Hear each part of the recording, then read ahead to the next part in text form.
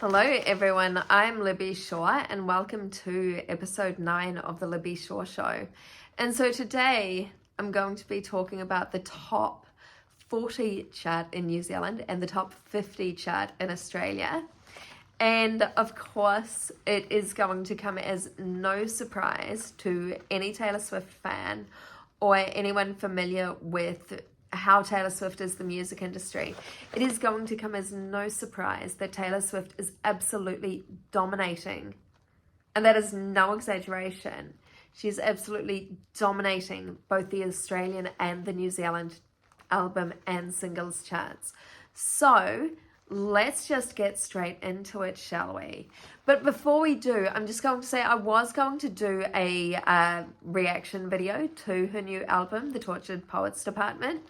And I'd recorded the whole thing and I'd uploaded the whole thing, but it was copyrighted. So what I'm going to do instead is I'm going to do a track by track of each song without the audio, and I'm just going to do my interpretation of it. I'm also going to do, because a lot of people on social media have been saying that the album, because of the length, is so hard to digest. So I'm going to be doing like how to listen to it, what you need to know before you listen to the Tortured Poets Department if you haven't already. But anyway, now we're going to get into the top 40 singles chart in New Zealand. So, and at number 1 is Fortnight by Taylor Swift featuring Post Malone. Number 3 is Down Bad by Taylor Swift. Number 4 by Taylor Swift is The Tortured Poets Department. So Long London by Taylor Swift is in at number 5. And of course that is also the 5th track on The Tortured Poets Department. Number 6 is I Can Do It With a Broken Heart. Number 7, My Boy Only Breaks His Favorite Toys. Number 8, But Daddy I Love Him. Number 9, Florida, featuring Florence Welch from Florence and the Machine. Number 10, Who's Afraid of Little Old Me by Taylor Swift. Number 11, Guilty as Sin by Taylor Swift. Number 15 by Taylor Swift is Fresh Out the Slammer. Number 16 is LOML or Lommel. Number 17 is The Smallest Man Who Ever Lived by Taylor Swift. The Alchemy comes in at number 19. And at number 21 is I Can Fix Him. No, really, I Can by Taylor Swift. Number 22 is Clara Bow. And at number 26 is The Black Dog. Number 29 is Thank You, Amy.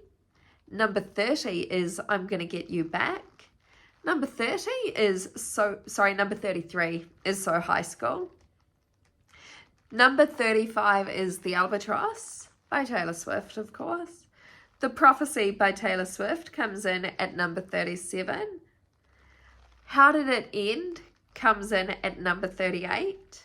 So out of the top 40 in New Zealand, Taylor Swift occupies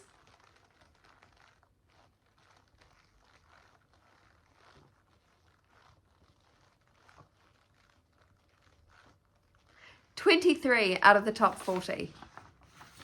She is absolutely dominating the New Zealand top 40 singles charts. And then for the top 40 albums, so New Zealand does albums and singles slightly differently. So they only include albums and singles from the last 18 months. And then they have a catalogue chart as well. So, whereas Australia doesn't have that at all. So when we get to the albums chart in Australia and when we get to the singles chart in Australia, it'll look a little bit different. But in New Zealand, the number 1 album is The Tortured Poets Department by Taylor Swift. And at number 8 is 1989, Taylor's Version. And then at number 34, we have Speak Now, Taylor's Version, which is no surprise that those albums are charting. And then we move on to the top 50 singles in Australia. So the entire top 10 in Australia is occupied by Taylor Swift. So number 1 is Fortnight, 2 is Down Bad, The Tortured Poets Department is in at 3, So Long London comes in at number 4. I Can Do It With a Broken Heart is in at number 5.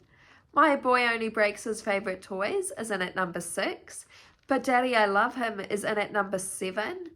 Florida is in at number 8. Who's Afraid of Little Old Me is in at number 9. Number 10 is Guilty as Sin. Then in at number 14, we have Fresh Out the Slammer. Lommel, or LOML, is in at number 15. Number 16 is The Smallest Man Who Ever Lived. Number 18 is The Alchemy. Number 19 is I Can Fix Him. No, really, I can. Number 20 is Clara Bow. 23, I'm Gonna Get You Back. 25 is The Black Dog. So High School comes in at number 26. Thank You Amy is in at 28. The Albatross is 29. How Did It End is in at number 30. The Prophecy is in at number 31. Then in at number 33 is Chloe or Sam or Sophia or Marcus. Yes, that is an actual name of a song. Then in at number 37 is I Hate It Here. Cruel Summer from the Lover album is in at number 38, and that was number 9 last week. Number 40 is I Look in People's Windows. Number 46 is Peter by Taylor Swift, of course. And then in at number 49 is Cassandra. So Taylor Swift occupies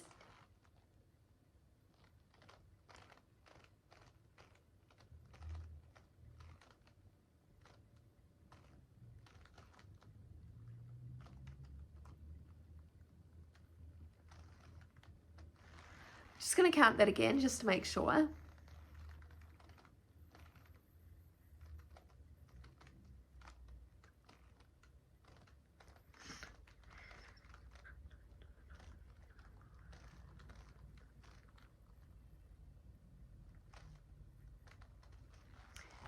Taylor Swift occupies 29 songs out of the top 50. So that is 68% of the top 50 is Taylor Swift.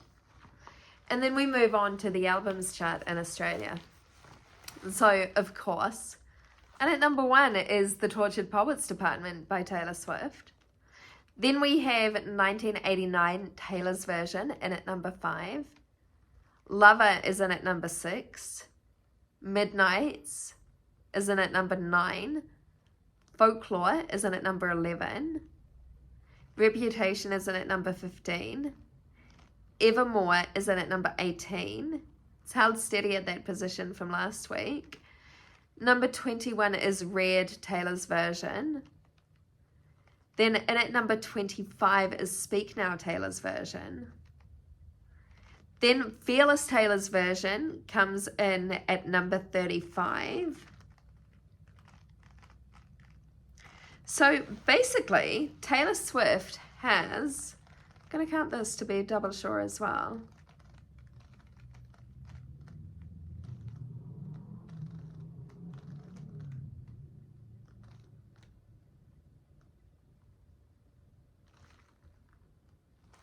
Taylor Swift has 10 albums in the top 50 albums in Australia for this week. That should silence the critics. So a couple of weeks, well, a week ago, when the album first came out, a lot of critics were saying that Taylor Swift was releasing too much music and she should take a break, and that this album isn't very good. Well, I mean, it's literally here in black and white. Like, you can see it right there. It's there in black and white. The charts right here. It's all Taylor Swift. Not all, but most. And so I guess that actually brings me to the next part of this video, which I was originally going to do as a different video, but given this video isn't too long, So one thing that I've had a few conversations with, I've had a few conversations about listening to the Tortured Poets Department because it is 31 songs. Now for me, that's no big deal because my other favorite Taylor Swift album is Red Taylor's version, which is 30 songs. But one of those songs is 10 minutes, All Too Well 10-minute version. I just realized that actually makes that album probably the equivalent of 32 songs or 31 songs when you put it like that. Anyway, so there's a lot of, everyone says, oh, but Taylor Swift only sings about her boyfriends, her exes, and her failed relationships, and she doesn't sing about anything else. Well, okay, that's not actually true. She sings about a lot of different things. In the Tortured Poets Department, she sings about fame, relationships. I mean, and you know what? Even if she does sing about relationships, everyone sings and writes about relationships. Everyone. I would like to find a single person who can honestly and truthfully say that they don't write anything about any relationships and that's not a source of inspiration. But anyway, so she writes about fame, she writes about friendship, she writes about bullying, she writes about escapism, she writes about illusion, she writes about relationships, she writes about friendships, she writes about her friends' kids, she writes about everything and anything. She writes about addiction, she writes about mental health. It's just, and I think that's why this album resonates so much with so many people and why she has had an 18-year music career so far and why she is now only surpassed by the Beatles and Elvis. And depending on what source you believe, some sources say Madonna and Mariah Carey are still bigger than her, but that's debatable. I would still argue that the Beatles and Elvis are bigger than her, and based on research that I've done in the past, that stands to reason. But anyway, getting to what I was going to talk about how to listen to this album. So the album does start with Fortnight. So to understand Fortnight, you need to listen to her last album, Midnights, and there's one track in particular you need to listen to. So you need to listen to Hits Different, which is a bonus track. You also, then to understand Hits Different, you need to listen to the rest of Midnights. And to understand Midnights, you of course need to listen to Folklore and Evermore, which were her pandemic albums. And they will also, Folklore and Evermore, will help you understand the Tortured Poets Department. That will help you understand. I hate it here. I look in people's windows. The Albatross.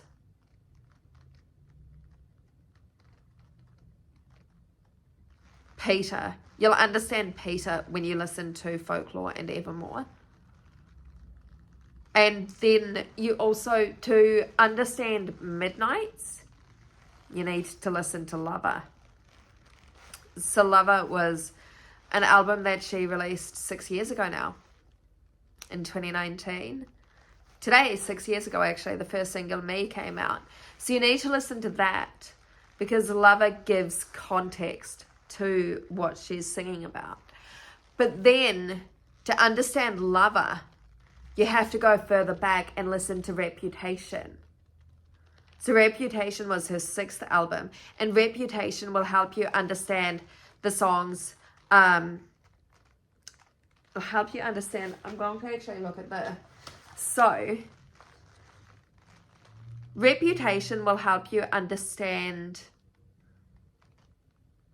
But Daddy, I Love Him, Guilty as Sin, Who's Afraid of Little Old Me, The Smallest Man Who Ever Lived, and The Albatross. Also, Cassandra, I Feel So High School, But then to understand Reputation, you need to listen to 1989. I'm going to probably annoy a lot of Swifties, other Swifties. You can either listen to 1989 original version or 1989 Taylor's version. Up to you. 1989 Taylor's version does have extra tracks, so that might provide more context. But then to understand 1989 Taylor's version, you need to listen to Red. Again, I would for this one, I would be saying you need to listen to Red, Taylor's version, and you will definitely need to listen to All Too Well 10-minute version, because that will really provide you with context on what the album's about and what future albums are about. Then to understand Red, of course, you see where I'm going with this. You need to listen to Speak Now. But to understand Speak Now, you have to listen to Fearless. Again, I'd be going for Taylor's version. And then to understand Fearless, you need to listen to the debut. And there's also, like, in the Tortured Poets department, there's so many different genres. Like, you can tell that this was inspired when she was re-recording her albums. Taylor Swift, self-titled, is still unreleased. Reputation, Taylor's version, is still unreleased. There is speculation that both of those will be released later this year or next year. I'm personally hoping for next year, because I want the Tortured Poets department to get the recognition it deserves. I mean, the charts speak for themselves, but still, I'd like it to, I'd like people to have space to really listen to this album and really enjoy this album and soak it all in. And also to understand the song Clara Bow, you really need to listen to, from debut, A Place in the World, in This World. From Fearless, I would be saying you need to listen to the track Fearless. From Speak Now, and this will also help you understand Cassandra and Thank You Amy, you need to listen to Mean. Then from Red, Taylor's version, you need to listen to The Lucky One. From 1989, you need to listen to Welcome to New York. I would say from Reputation, you need to listen to Look What You Made Me Do and This Is Why We Can't Have Nice Things. Then from Lover, I Forgot That You Existed and The Man. From Folklore, The Last Great American Dynasty. I can't think of a track from Evermore or Midnights that would tie in. Marjorie might tie in with that, because, yeah, Marjorie might tie in. But basically, if you're going to, I think a lot of people don't understand that the Tortured Poets department is not just one of these albums where it's just sugary pop. It's comprehensive pop. It's in-depth pop. And it is definitely pop. It is absolutely pop, with elements of country, with elements of downbeat music, upbeat music. It's got everything. But it's one album that, because of the way in which it has been written, you need to listen to it from start to finish. I do know of some people on social media who are starting to skip tracks and starting to shuffle. I'm still in the listening to it from start to finish. But that doesn't mean that every time I listen, I have to listen to it from start to finish. So if I'm listening and I only get to track 5, then when I next listen, I will start on track 5 or track 6. But anyway, the purpose of this video was really to give a brief rundown on what you need to know before you listen to Taylor Swift's The Tortured Poets department. And it was also to basically disprove what some media critics have been saying about Taylor Swift's new album, because the charts speak for themselves. And the fact is, Taylor Swift is dominating. And her music is obviously resonating with people. Of course, it's not going to resonate with everyone, and that's okay. But it's not too long. It's a story. The album is a story, and it needs to be listened to from start to finish. It's not the type of album you can have on in the background, though. When you listen to it, you really need to listen to it. Because one thing throughout the years, Taylor Swift has always prided herself on her lyricism. And that is why I originally became a fan back in 2012, was because of her lyrics. Because being a writer and a performer myself, that's what I really look for in songs. And that's why in the video I recorded last night, which I couldn't end up uploading, I likened Taylor Swift's music to being like a carrot. So it's healthy, it's full of your nutrients, the nutrition that you need. Whereas you get other artists and they just don't have those same nutrients. They're just not that good. So anyway, thank you for watching. Let me know if you've listened to the Tortured Poets Department. And if you haven't yet listened, then let me know if these instructions helped you and what do you think of the album. And I'll see you next time with my rundown video on the first track of the album, Fortnight. Thank you for tuning in.